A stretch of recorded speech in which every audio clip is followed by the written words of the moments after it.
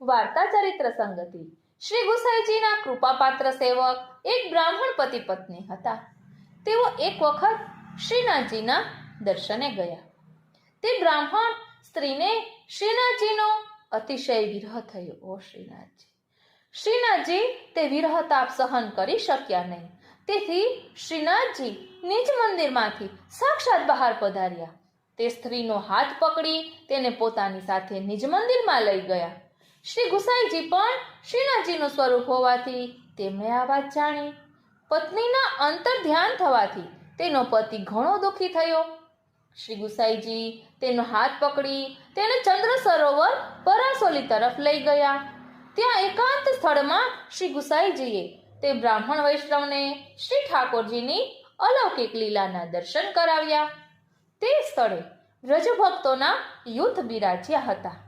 તેમાં શ્રી સ્વામિનીજી પાસે એ બ્રાહ્મણની સ્ત્રી અલૌકિક સખી સ્વરૂપે ઊભી હતી.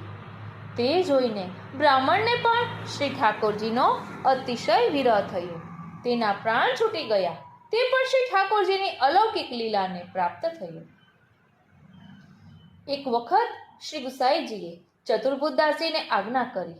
ચતુર્બુદ્ધદાસ શ્રી ઠાકોરજીની માળા માટે એટલે માલાજી બનાવવા માટે વનમાંથી ફૂલ વીણી લાવો.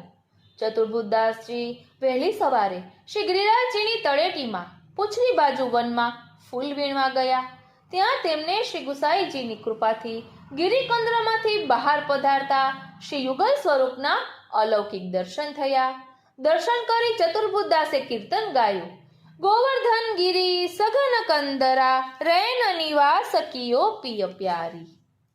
આમ શ્રી ગુસાઈજીએ પોતાના અલૌકિક નેત્ર કટાક્ષથી અનેક ભક્તોને શ્રી ઠાકોરજીની અલૌકિક લીલાની ઝાંખી કરાવી છે. લીલા રસનું દાન કરી ભક્તોના ત્રિવિધ તાપ દૂર કર્યા છે. બેઠક ચરિત્ર સંગતિ. શ્રી ગુસાઈજી તેમની બાલ્ય અવસ્થામાં અડેલ બિરાજતા હતા. ત્યાં શ્રી મહાદેવજી બ્રાહ્મણ રૂપે સુંદર ખીલોના લઈ નિત્ય તેમને ખેલાવવા માટે આવતા. તેઓ શૃંગીનાદ કરતા અને નૃત્ય કરતા.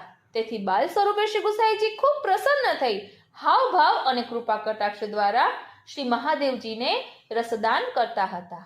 આ ચરિત્ર શ્રી ગુસાઈજીના અડેલના બેઠકજીનું છે.